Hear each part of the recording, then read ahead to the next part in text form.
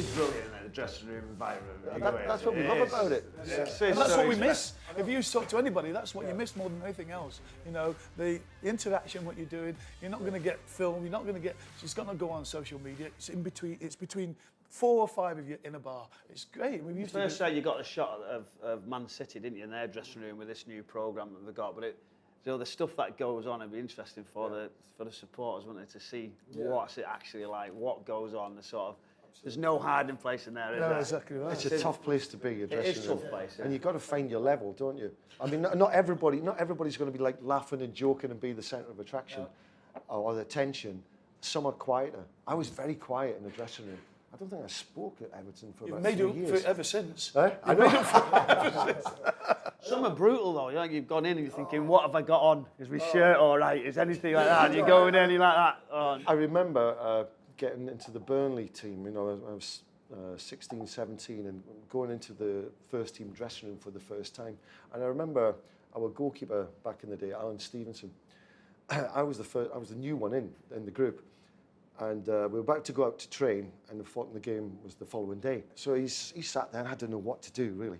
And he says, right, okay, we're going to do farmyard impressions, right, just before we go out to train. And I'm going, really?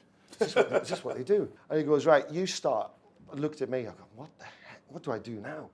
You know, you've got to stand in the middle, and I go, moo, right? And he goes, we can't hear you. Moo! I go, right, it's enough of that game. Come on, let's go training. So you were the only one? Only one. Welcome to the welcome to the Burnley adult football world. club. Yeah, Yes. exactly. But it's an icebreaker, though, isn't it? It was humiliating. I had to go out and train with him then. Oh my God. And when you go as a young player to the club, you were very young when you went to Liverpool, obviously. How does it feel to go in the dressing room and with all these big players there, the legends or whatever, older players, if you will? The thing is, when I moved to Liverpool, I'd already played with a lot of the lads there already, so I was kind of used to being around them. Yeah. It's when you first come through, like you're saying there, that's the most daunting one. Because when you first get moved in. you're not even allowed in the first team change room. Did you have to get up to sing? Because we tend to do that, don't we? Is that a thing? Is it? It is. Yeah. I've done. What was your song of choice? Oh, honestly, whatever it is, it's very bad. I did not. I sang a Kenny Rogers song. Oh, right. Is that the guy who plays the saxophone? That's no. Kenny G. Sorry, Kenny G. No. I was going to say, how'd you do that? Yeah. Kenny Rogers is dead. That's how long ago it was. Oh, is it the Gambler, that one? No, it wasn't that good. It wasn't. It was like a bar in Toledo or something like that. My God. Yeah, it was horrible. And I was booed off, And I was like 25, 26, but I felt like that, Yeah. Terrible. Brownie must have some stories about that. Go on. Of what? When you were Yeah, young, because you were you've getting been in the that team. many. How many initiations have you done? Man You've been City. that many I've clubs. done 74, haven't I? I should be able to perfect a song. I used to just dodge it. I went to Leeds, I dodged the song. You had to Really? have a drink in me, then I was Right. right.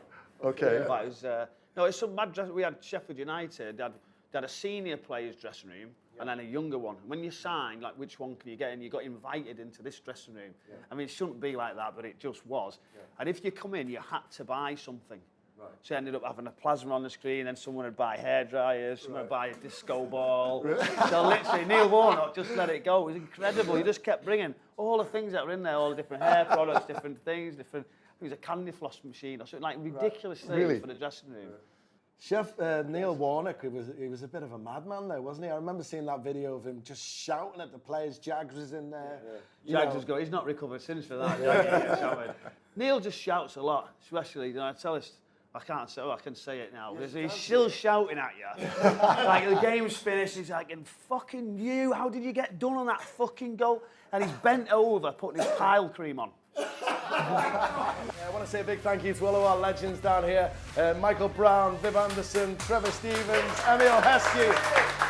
It is Play On for the fans. Thank you so much for joining us, guys. Pleasure. You're welcome. You're welcome.